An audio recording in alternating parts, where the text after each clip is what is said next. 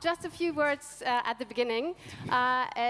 You can feel free, of course, to use Twitter. And please use our hashtag MCB17, MCB17, as you can see up there as well. And as you notice, this panel discussion will be in English, but there's live translation. So if you need a translation in German, you can go to the entrance and get some headphones there. Die Diskussion ist auf Englisch. Falls ihr eine Übersetzung braucht, dann könnt ihr einfach zum Eingang gehen. Wir machen eine Live-Übersetzung von dieser ganzen Diskussion. Und da vorne liegen eben Kopfhörer, damit ihr die mitbekommen könnt. And now we're having the discussion on VR. There's lots of virtual reality experiences here on the Republika and on the media convention. Maybe you have already enjoyed some of them.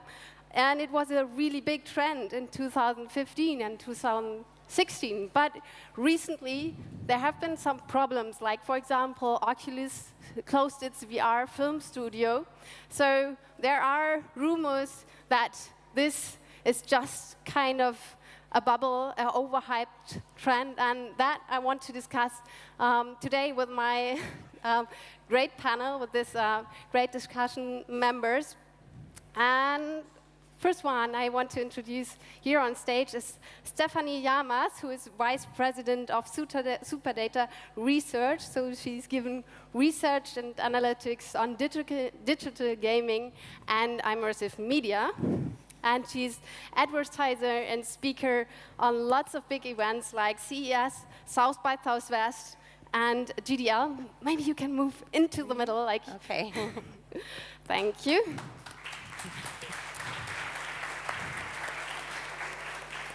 And you wrote on your homepage that you like a lot of VR games. Is there one VR game you can recommend to every one of us? I think right now the two that I'm pretty obsessed with, one of them is I Expect You to Die. So it's by Jesse Schell, who's a legend in the games industry, and I think he's done a wonderful job understanding the dynamics. And then Fruit Ninja translates amazingly, I think, from mobile to VR. So those are the two I would recommend. Okay, thank you. And now I want to introduce you to Aurélien Simon, which is a French producer and head of immersive at Digital Catapult. And he's been producing lots of productions in VR, for example, for Samsung, Google, and ABC Network.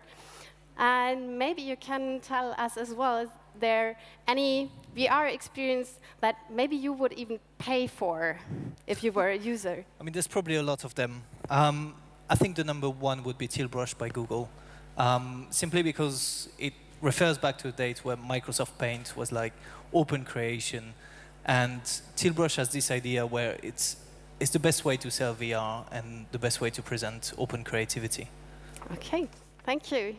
And now, unfortunately, Tom Nieland from IP Deutschland could not be here with us, but he's got a really great replacement, who's Robert Becker, as well from IP Deutschland, Senior Conceptor Solutions there. And for example, he has created a VR advertisement with Balsen and the German version of I'm a Celebrity, Get Me Out of There. Is there any other VR advertisement that you would recommend to us? Yeah, like last year there was a showcase from Lockheed Martin, and they just rebuilt a school bus. And a couple of kids, they went on their normally way to school, but they put like LED screens behind the windows, so they just couldn't see out, and they recreated the same streets that they were driving to their way to school on the Mars. So they are definitely taking a field trip to Mars in this point. Yeah. Pretty cool. Cool experiences, definitely. And last but not least, John Cassie, who is co-founder and CEO of Factory 42, I would say production company for immersive content. And they've won, for example, a BAFTA award for David Attenborough's Natural History Museum Alive. And to you as well, the question, is there any VR experience, any 360-degree video or anything like that that you would recommend and maybe even pay for? Sure, okay. So I would say that a really accessible, easy to use, and easy to lose yourself in experience is called Land's End, which is an interactive game that you can get on the Samsung Gear. So it's one of the easier, cheaper to get headsets, and you can play it for a long time. I bought it, I was very happy with it, and I know that everybody who's tried it's really enjoyed it. But it's super simple, and it shows what can be done with VR right now. Okay, thank you. So let's get started into the discussion. Stephanie, you know quite a lot, or SuperData research knows quite a lot about figures. It's not really easy to get any figures from companies. What can you tell us about the situation on the market in VR? Sure. So I think the most important thing to do before I just start spitting out numbers is to give a sense of how we know what we know. It's hard, right, to measure a market that's so new and nebulous, but we have a network of companies that work with us, that give us their data and tell us, behavioral revenue, users, device share, that sort of thing. And we kind of couple that with interviews that we do, with media historical narratives and how it sort of fits there. There are a lot of different tools, and I think the most important thing is to question the data that you're getting. Always question it. So the data that we've come to, the market size that we've come to, is that last year we reached $1.8 billion in the VR industry, which $1 billion sounds like a lot. It's not for a medium, but it's quite a bit if you think about the adoption. So in terms of adoption, there were about 6.3 million devices that were shipped in terms of high-end devices, and about 83 million cardboard-compatible devices. So on the cardboard side, you don't really get payers. You don't really get people who are, who often will pay for more than, if they pay, they'll pay for one experience. But with the high-end devices, having 6.3 million devices, but reaching $1.8 billion. And $1.8 billion is just consumer software. It doesn't take into consideration enterprise and business cases. That's very promising. And this year, we expect it to hit almost $5 billion. On the other hand, as I said, it's pretty difficult to get any numbers. I think the only one who's releasing numbers is Samsung. So is that a sign for that the other companies are not reaching the revenue they are aiming for? Well, Sony, said that they were almost at 1 million shipments, and that they were quite surprised. And I think you can tell they were surprised, because the only reason they didn't hit 1 million earlier is because they ran out. They keep selling out of devices. And they're largely sold out, in stores in the United States right now, and in Japan, absolutely. So it's really hard to get your hands on a PlayStation VR headset, which is really promising, I would say. And they've been, they finally mentioned those numbers in February. HTC understood from the start, I think. They were very open about the fact that this is a loss leader, that this is something that they're in for the long term, and that they understand that a $1,500, $2,000 or euro VR rig is very expensive and prohibitive to most consumers. So they see it as sort of they understand it to be a transformative medium, and they understand that it will take some time. And I think that the one that is just not a hardware company, and I think you can tell, is Facebook and their acquisition of Oculus, where Oculus has thrived, has been powering Samsung, and that's a technical software side, right? And that comes from and Oculus is owned by a technical software company. And so you see a lot of their challenges, and I think largely that has to do with the fact that Facebook is not experienced in that field, and Oculus is not experienced in general. Okay. John, maybe you can tell us, do you think that the tag is still a problem to get VR to a mass market, or is it a problem of good content? Well, I think as Stephanie says, it's early days. There are some very promising signs, but as a content maker, we see an opportunity to make more really high-quality content that people are going to be engaged with, who want to pay for.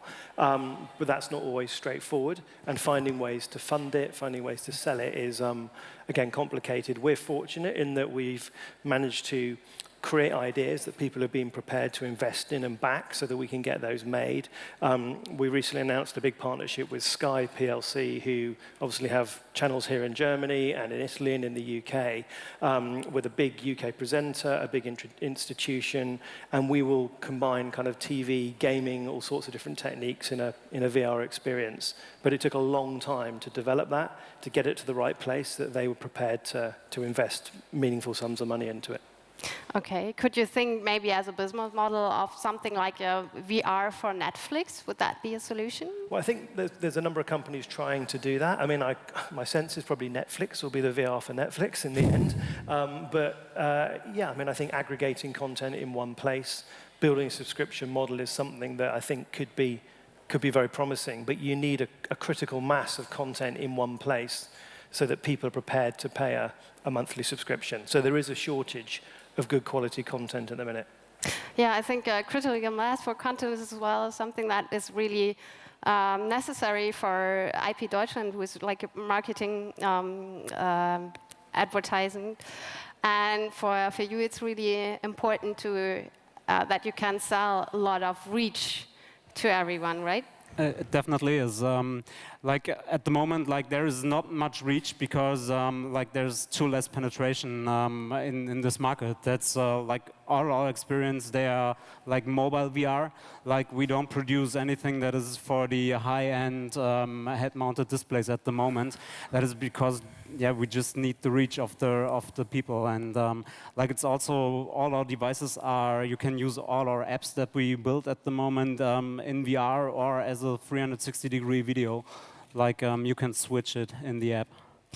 Okay, this sounds that tag is quite a problem, but I think that as well, like the content is really important as well. And if I think, for example, about gaming, you're a gaming expert as well, and I think every gamer is really longing for VR games. But actually, when I see the VR games that I can see on the market right now, they're short, they look crappy compared to what you can have on a normal 2D screen. So is it just too early for everything, for VR to lift off? Well, I think on the game side, you know, as I mentioned earlier, for example, I Expect You to Die, part of why I'm so in love with it is because it is the opposite of crappy. You know, it's beautiful to look at, and Land's End is also just absolutely stunning to look at. And there is game content out there that understands the uniqueness of VR. And so where you see bad content is from studios or developers or creators who don't understand, you know, how VR is different and the user experience that you want to have, and are just trying to port 2D to 360 or VR. And so, you know, I think that it's early days in a lot of ways that it's difficult to understand how to use VR effectively. And, you know, I don't knock any content. I think it's a really hard thing to do. 360 is one of the hardest things. You see seams a lot of the time. The quality of the visuals are maybe not as good as what you see on TV. And so it's a very difficult thing to do. And in that respect, it's about taking the viewer out of those, you know, taking them away from those technical differences and creating immersive content that's captivating. And there's a lot of 360 content that does that as well.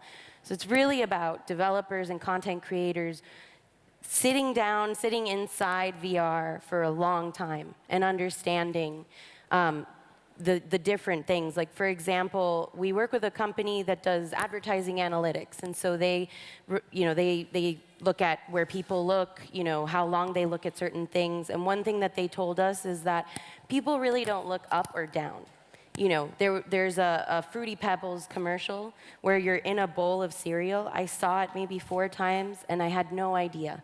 Because it seems like people would want to look around. Unless the content is really making, is really, using that, then it doesn't work. Okay. You're advising companies and governments to get into immersive media. So how do you actually do that when you see there's lots of challenges, if you might say?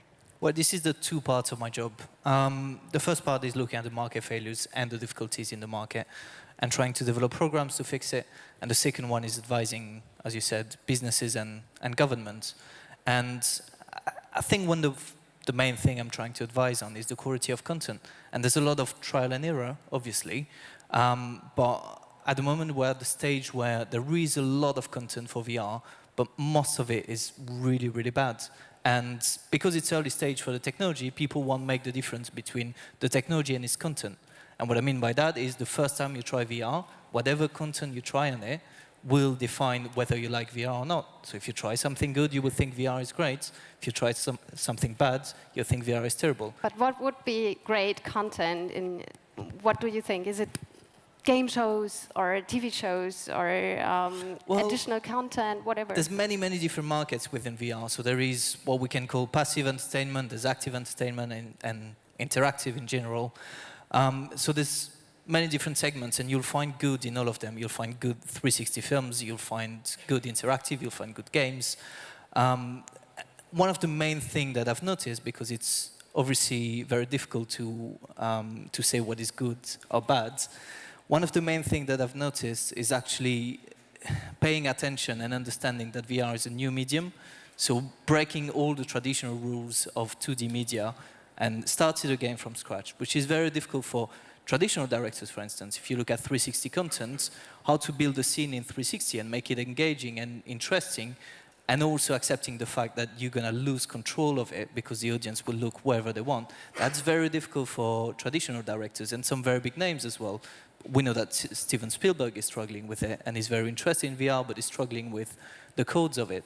So what I've noticed is that most successful directors actually come from a gaming background where you have the possibility of creating an environment and creating a user-first experience.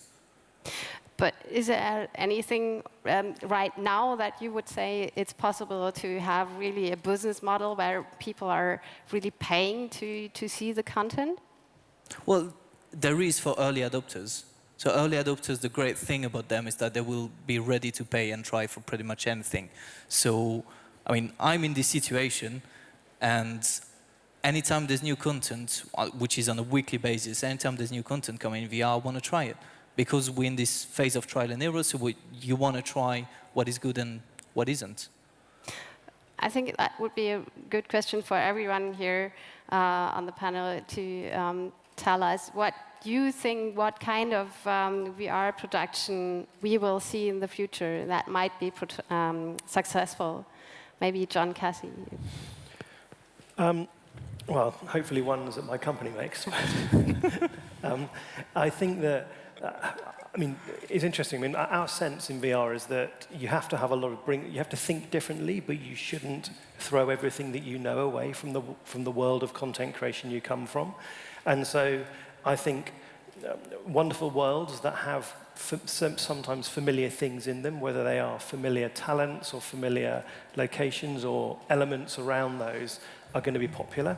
But I think you have to give people powers and an experience that they can't just have with linear television, for example, because linear television is a pretty great entertainment medium, and it's very easy to digest, and there's a lot of choice. So no TV show? Sorry? So no TV show? Yeah. I mean, so I think you need to find a way, and again, not just a straightforward first-person shooter either. It needs to be something that gives you something different.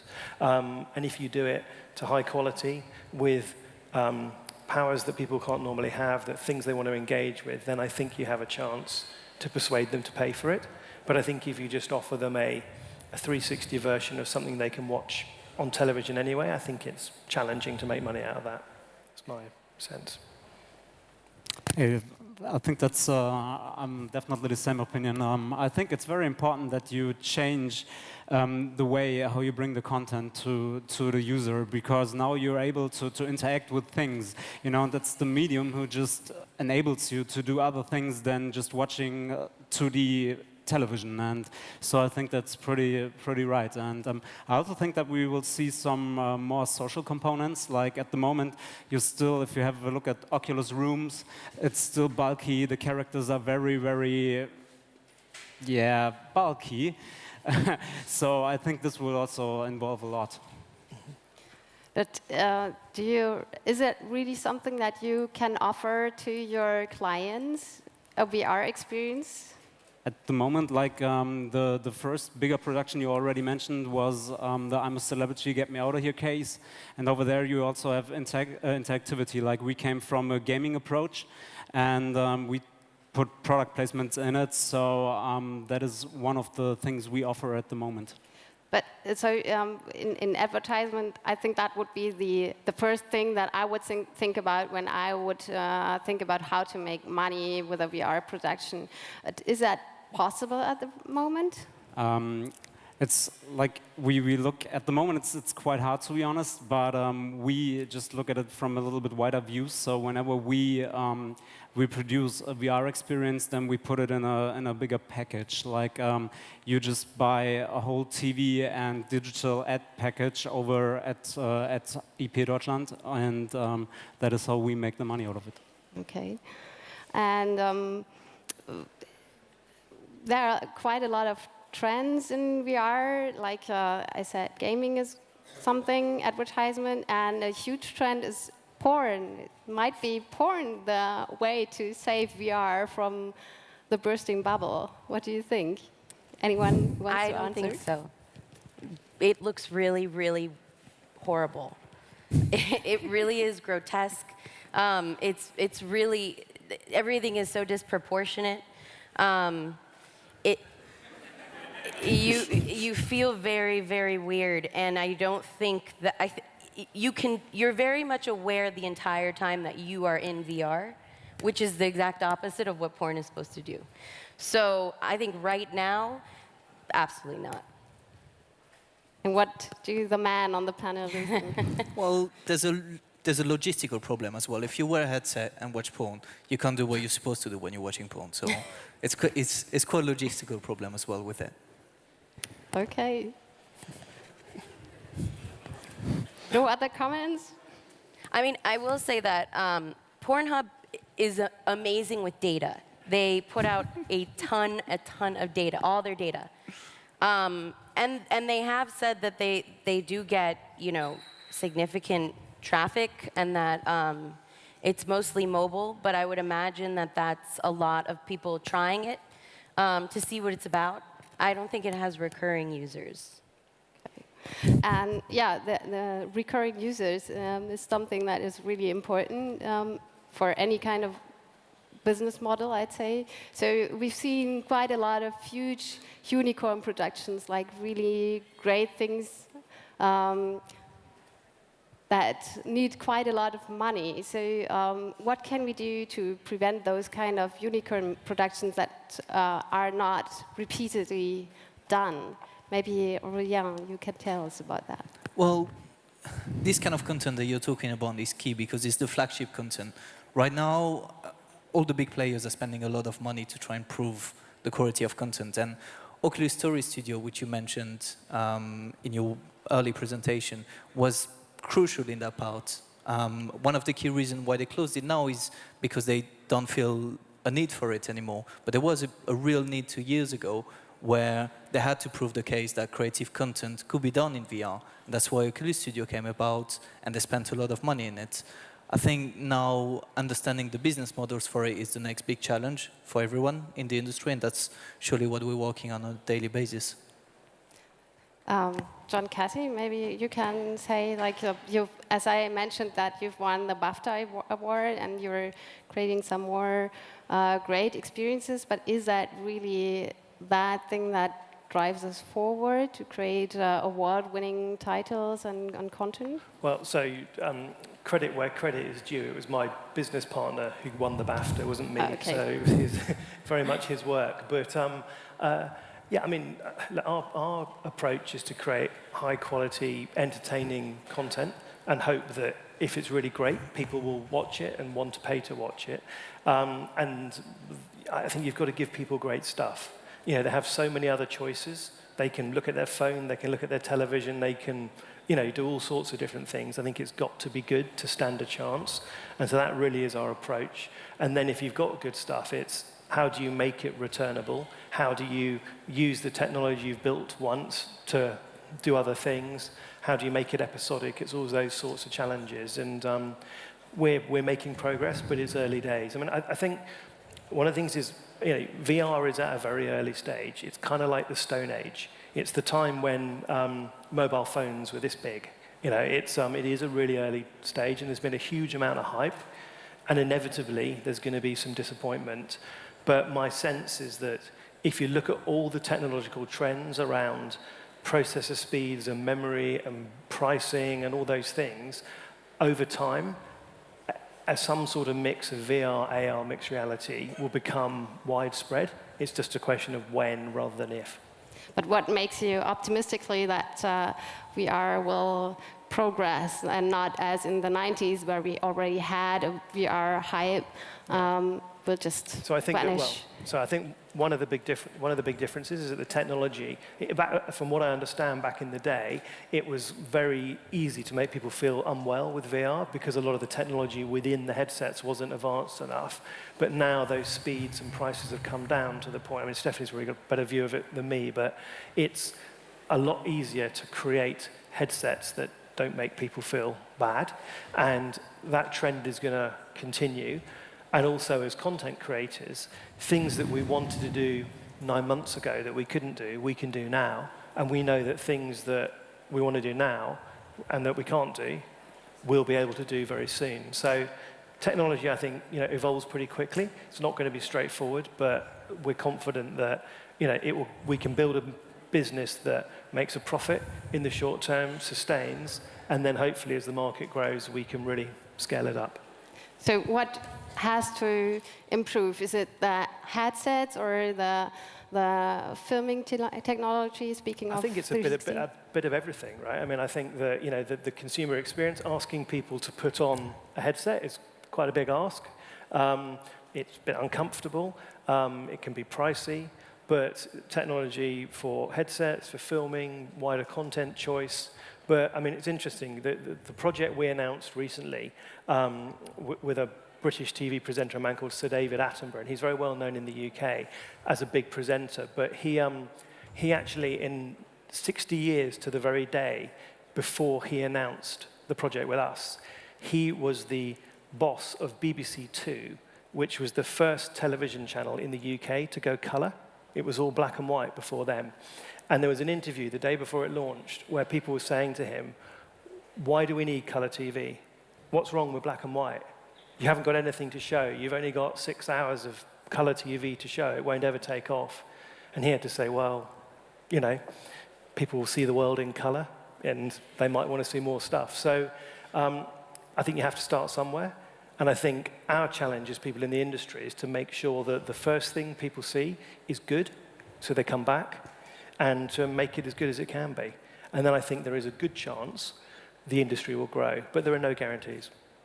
So what we can tell so far, it's something for early adopters and something that we need to still pay a lot of money and just hope that there will be kind of business model when we get revenue. Yeah, it is. And it's going to take a very long time. Let's be honest about this. 2017 is not the year of VR. 2016 wasn't the year of VR. 2018 won't be. It's a progressive growth. And there's never going to be a big boom and big revolution for it. We're at the stage of early adopters. A lot of hardware, software improvement is being done at the moment, and hopefully that will come around Q2 2018. And up until then, at the moment, headsets are too clunky and too expensive, basically. So we're at the stage of early adopters, which is great, because if you want to get into VR, you still have a chance to get into it, because it's a market that's still very open, and a lot of new companies are coming and trying stuff. But also, you have the right for trial and error at the moment, which you won't have in 2 or 3 years when the market will be too big. One thing to get on the market is the platforms. There are quite a lot of platforms that we have so far. Stephanie, do you think that we will have some kind of winner takes it all in the end? Can you tell me what you mean by platform? On the one hand, there's like YouTube, Vimeo, Facebook, and some special kind of VR, like Little Star, and others. Some already closed. So that is one thing. And of course, the tag as well. PlayStation VR, HTC Vive, Oculus, that are not exactly compatible to each other. I think it's too soon to tell. Sorry? I think it's too soon to tell. I don't really have an answer for that. I think this is one of those times where it's okay to say, I don't know. No, I didn't want you to read in the glass bowl, but what I wanted to know is whether you think that there will be just 1 or 2 or 3 companies. Well, I mean, with any industry, there's always acquisition, there's always consolidation, so I imagine absolutely that will happen with VR. We've already seen it in a lot of ways. I just don't. There are many different types of platforms. There are many different specializations. Like, I can't say whether or not it's going to be an established company or whether it'll be sort of a first mover that's smaller, like a John or a Little Star. I just don't know. Okay, but would that be something that you were longing for, just having 1 or 2 or maybe 3 platforms where you would have to put up the content from for VR advertisements?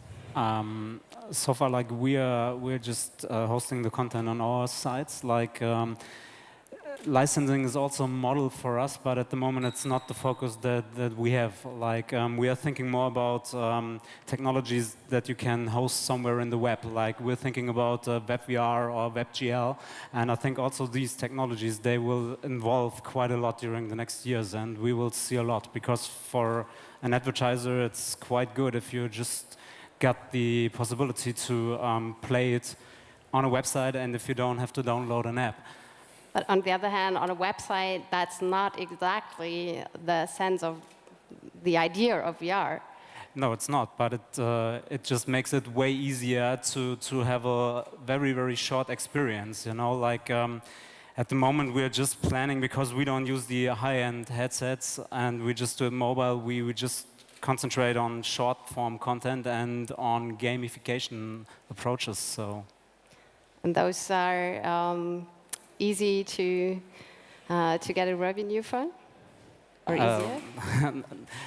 Not at all at the moment. So difficult, okay. But for you as content producers, would it be easier as well, make your life easier to just put up your content on 1 or 2 platforms? I think there's not an easy answer to that. Quite often, if you're asking, is the quickest way to make a profit to put it on more platforms, it doesn't always work like that. Quite often, one platform will pay you all you need to keep it exclusive, and frankly, that's fine by us. You know, we just want to make good stuff and make a profit. I think it's really good right now, going back to the question you asked Stephanie about multiple platforms. It's encouraging to see that you've got some of the world's biggest technology companies, such as Google, Facebook, Microsoft, are moving into this space pretty aggressively with some very cool stuff. You know, these are big, well-resourced, cash-rich companies who are prepared to take risks. You've got a lot of very smart people, are very forward-thinking. So it's really great to see those guys doing what they're doing. It still doesn't guarantee there's going to be success, but real money is coming into the marketplace, and I think that's a good sign. But for them, it's still a kind of lose situation, because they have to really get a lot of money into the market and don't know whether they will have. Well, I think you're right. I mean, I imagine they're not making money right now. But if you look at the scale of companies like Google, I don't know the exact economics, but they make hundreds of millions of dollars of profit every single day. And so if they spend a couple of $1 billion on VR over the next 2 or 3 years, they can afford to lose it if they do. You know, I mean, I think if you're a big company and growing and wanting to grow, you always look for new opportunities. And some bets you place work and some don't. But I think the scale of the money they're investing is significant for content makers, but for them it's a manageable risk. But will there be space for smaller production companies? Yeah. Of course there is. I mean, especially in the content side, because all these guys that we're talking about, they're on the hardware or back-end side, and they have the fund to back it. They want to own the market, and if the market becomes big, they're going to own a very big pie of it. On the content side, it's a golden era, because at the moment, the only way to make money in VR is to stay very lean.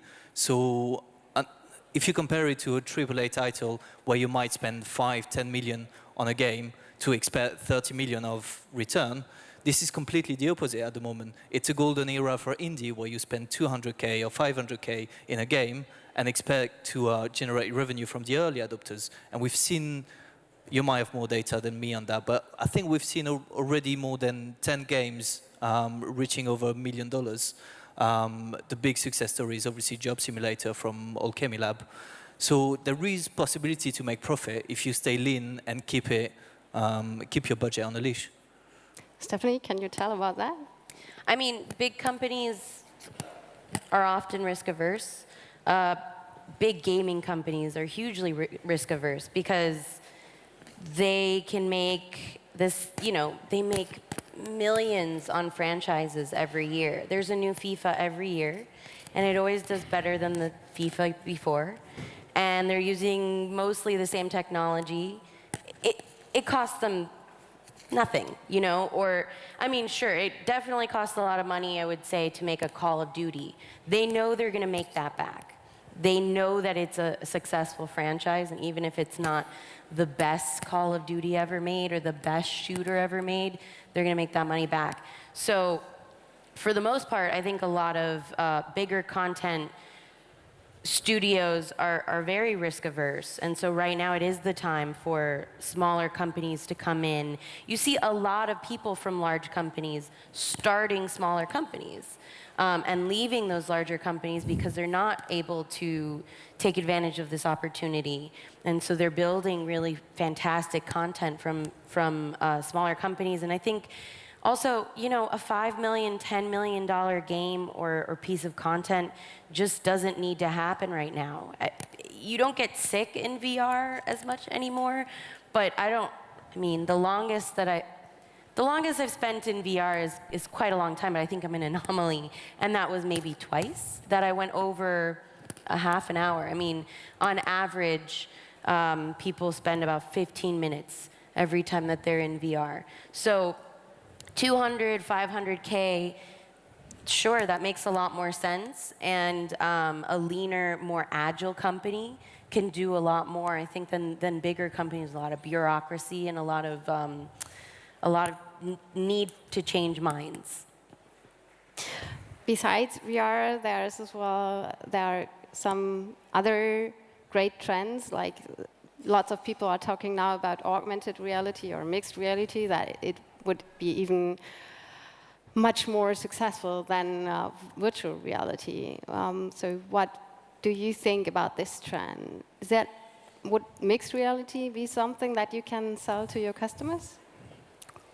As a TV station at the moment, it would be like not that easy, I would say, because you can offer like some more information to the TV program you were just watching. So maybe you can enhance it, or maybe you can add some games. I think there are parts where you can just do a little better. Or do you see any other promising trend for you? At the moment, I think it's definitely interactivity and the social part. I think if you think about TV shows and the content you see over there, I think those trends, they make the most sense for us. How could you make money of that? Also, I think in the beginning it will be, that's the point, like the market, we're still in early stages, and I think at the moment it is like we have to sell it in a whole media package where you just got the whole coverage, where you just combine TV and a little bit of digital with the VR experience and make a package out of it, yeah. And I think yep. you really need to have a long-term vision when you're talking about making money in this field. You really need to think long-term, and you need to look at the examples of Microsoft, of Facebook, of Google. The reason they're investing so much at the moment is because they know the market will be big in 10 years' time or even longer. And I think you will eventually make money from VR. At the moment, it's about being in the market and having as big a share as possible in this market when the market will grow. It's not about making money in the next year. It's not making money in the next 2 years. That's for sure. You can try and be lean and you can try and find solution. But at the moment, it's not about making money. Making money is going to come in 5, 10 years when you've got a big pie of a huge market. But is it as well too early to say whether augmented or mixed reality or any other solution will be bigger than VR? For me, it's all going to merge. I mean, this is why my title is actually Head of Immersive, because I don't look at a separation between VR, AR, MR. They're immersive technologies. And as technology will get better, and we're talking 10 years, possibly more, there's going to be only one market, and that'll be immersive technologies. Maybe it's now the time to open the discussion for the panel. Is there any question that you have to our members up here? We've got a microphone, so please wait for it. Hi there. This question goes to all of you. What I heard by now is that you say, okay, it's a fight for the market shares of the big players. It's a chance for the small companies to be riskful and make incentful, creative content. But what I not hear is like how to make money right now for these small companies. If they have a great idea for content, who will pay them for that? Is this the 5 to 10 million invest you're talking about of the big players? No, so the 5 to 10 million is more the traditional gaming that I'm talking about. The ones that are making money at the moment are the ones that have a, say, 200 to 500 production budget, where they can have a return over $1 million. And the business models are varied. One of the biggest one at the moment and one of the safest one is the publishing deals. Because you have to see that Facebook is investing, I think, 500 million in content. Google is investing, HTC, all those big players. They're investing in quality of content because they understand that without content, their platform will not live. So at the moment, the simplest way to make money in VR is get a publishing deal, get your game out on whatever platform you've agreed with the publisher, and start making money. So no possibility for small startups to work for themselves? Well, you can if you want. I mean, if the money is there, why not take it? I mean, if I could just...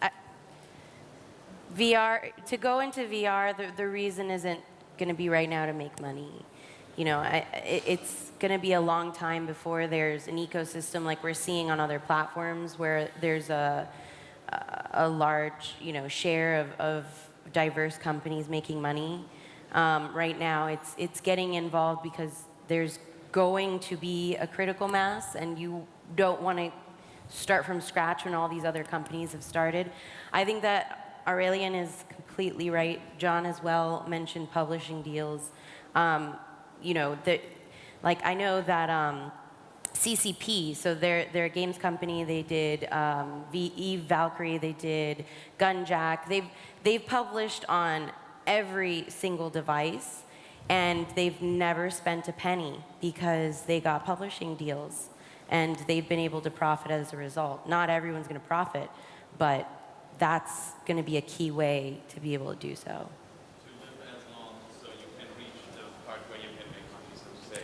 Exactly. Yeah. Over there was a question.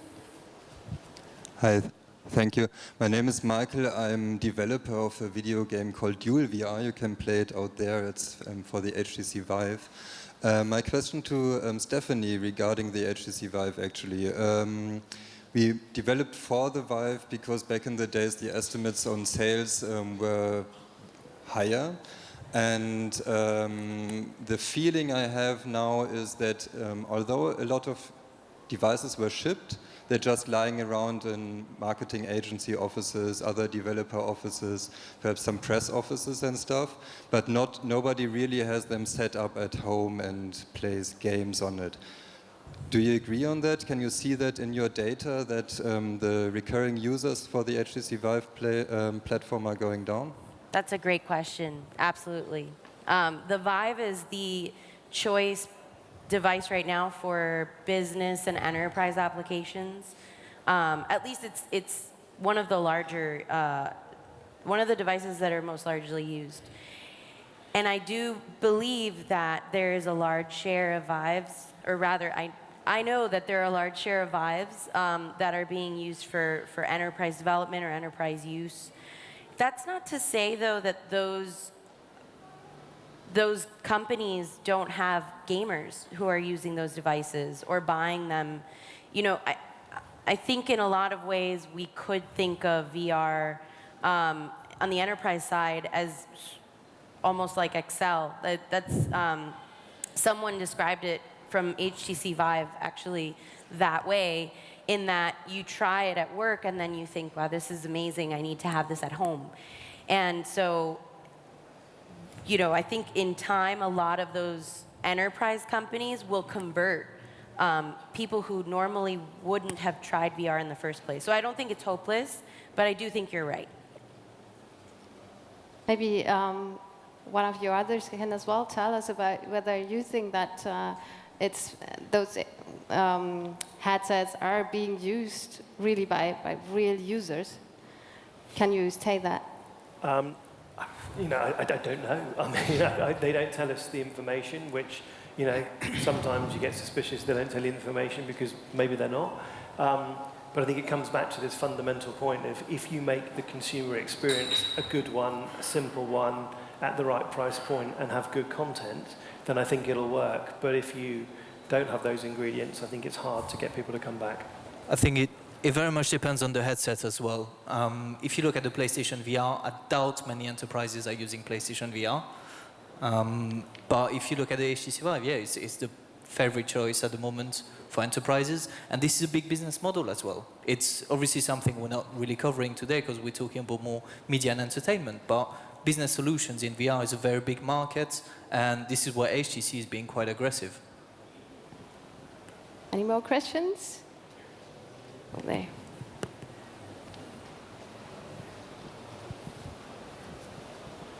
Thanks. Hi, my name is Mark. I'm a student researcher in the VR field here in Berlin. I'm just wondering, you talked about user-first experiences, and I want to kind of zero in on what you would define as a user-first experience, because there were a lot of VR apps that are just kind of ported from your phone where you would swipe through a menu, and I feel like that is not exactly what you mean.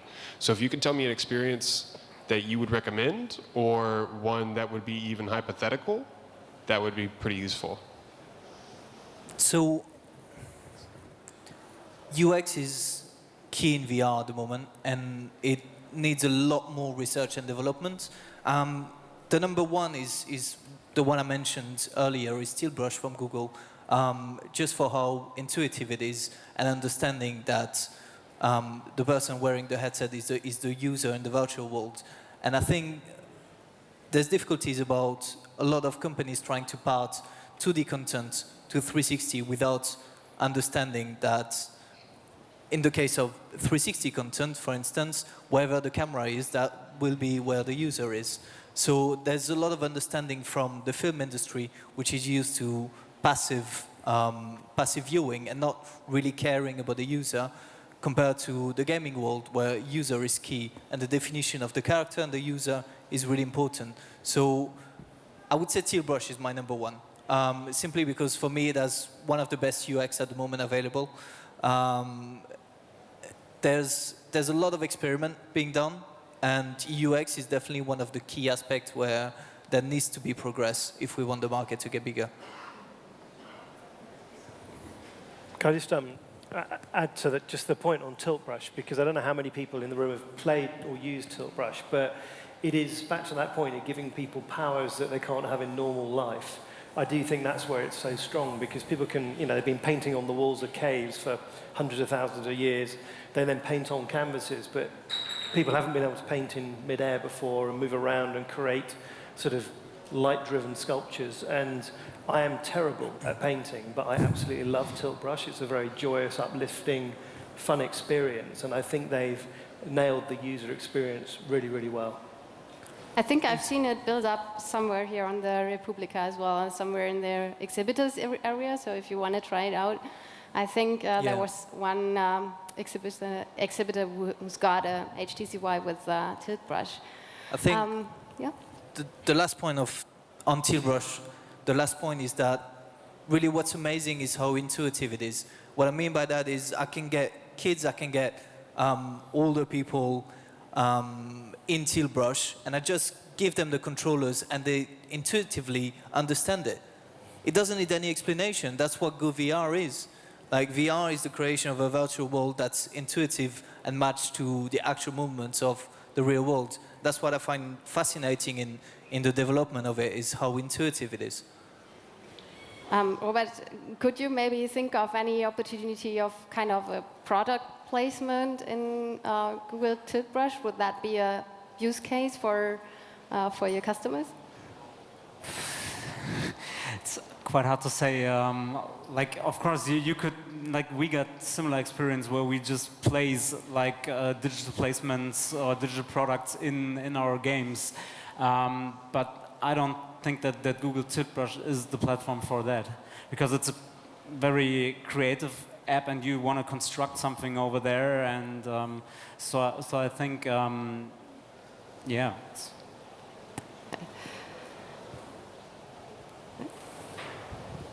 Hi, my name is Lutz. I'm working for a big publishing company, and my question is obviously from the perspective of a publisher experimenting with VR in a journalistic manner, because all I heard of you is not making me very optimistic to be able to make a business model out of journalistic VR experiences. So what's your stance on that? What's your experiences with ad revenues, with advertising in VR? Because if you look at the New York Times and the New York Times app, it's constantly booked with VR ad spots. It's constantly booked for sponsorships. So how do you see the chances for making ad revenue in the context of VR? I think like also this in Germany is going to involve a lot. Like it's once again the point. Like we're in the early stages over here, and like you got some apps. Like you can also find in our NTV app. You find like 360-degree video content. But I think it also has to take a little bit of time and just has to evolve. There's Yeah. Sorry. No, go ahead. I was going to say there's a friend of mine she's the head of VR at the BBC in the UK. She's just completed a 2-month secondment to the Reuters Institute of Journalism, where she's written a big report on the future of VR news and monetization. And I think it's free, so you should probably go and download it. But I mean, as far as I can see, the model of making money in news of any form right now is challenged. And so trying to diversify into these new revenue streams in the way the New York Times has done, and they've largely paid through it through sponsorship, but they've gone and they've been ahead of the curve. They've taken their brand, their editorial quality, and technical innovation, bundled that up, and sold it to the likes of GE or whoever, and it seems to be working for them. And the fact that they can produce a daily 360 clip of high standard, I think, is really admirable, but I don't think every news organization is going to be able to do that. Stephanie? Yeah, I just think, you know, there has to be a reason to get someone into a headset. It's a proactive experience, and that means that the VR experiences have to be unique enough and the story that they're telling has to be better in VR, because, you know, something the New York Times did also was send out cardboard. And so I'm sure everyone who got a cardboard tried it, and tried one piece of content at least. And there are some, you know, quite a few, not all, pieces of content that the New York Times have done that are really, you know, phenomenally done for 360, that you try it once and you want to keep trying it. But the other problem is sort of replayability, getting people back into the headset. So the reason for someone to watch journalism in a headset has to be so compelling that they're going to feel like they're not getting enough out of non-VR. That's a really hard thing to do. And I don't even think the New York Times has fully understood how to do that. So once there's more of a critical mass of adoption where people are actually consuming multiple media channels, I think it'll be a lot easier. And I think the New York Times is so far ahead of the game that even if it's not successful in a traditional sense, they will be once people are looking for diverse content and getting into their headsets daily. And this is, I mean, this is actually the big trick and the big catch-22 in this, is that if you want to try and make money right now as a publisher in VR, you won't. But if you join the market in 2 years, it'd be too late. So you would have to join now, understanding that you're not going to make any money right now. But as the New York Times understood it quite rightly, they jumped on it and they stick with it. And I'm sure they're not making a lot of money from it. But they understand that as the market grows, that will be the one place to go for it. Maybe you can, every one of you can tell us short, because we're running out of time, what makes you optimistic that we will reach that point of getting into the mass market? I just think we're going to see a lot of interactivity in the past and a lot of social features in the apps. So I think that makes me optimistic for the future. I mean, I think right now there are a lot of struggles, challenges, but if you look back at every medium, those struggles and challenges existed. And so rather than looking at VR as a platform or, you know, an ancillary technology, we have to think of it as a transformative medium, because it really does, it has almost all of modern technology rolled into one in a very unique experience, augmented and mixed reality as well. So I know the VR is going to become really transformative, because it is a medium and we need to treat it like that and look at media's history and see that you see that same curve if you look back at every major media. So what I think makes me optimistic is seeing, well, Google, Facebook, Microsoft, and all the big players investing so much in it and having the brightest mind on this planet working on this technology. It just cannot fail with the brightest mind in this planet. Okay. Well, like Stephanie, I'm reassured by history in terms of different mediums have been here before. The change always gets questioned. There's no guarantees it will succeed, but also if you look at how the technology is forecast to change, prices, speed, all those things, and it's converging between games, television, even we haven't even talked about how AI might fit into it, but my sense is that in time, and it's probably a number of years, a medium that probably doesn't have a name yet will emerge that will offer consumers the ability to do things and entertain themselves in ways they can't do today, and it's worth paying for. And that's what we're aiming for. Okay, thank you so much. Time's up. It was really interesting, and I'm hoping that you'll all be right, that it's too big to fail. And for you, everyone, the next session is going to be Immerse Yourself VR Experiences instead of linear storytelling. So about how to create really great content, really great interactive storytelling. And hopefully you won't miss that. Thank you.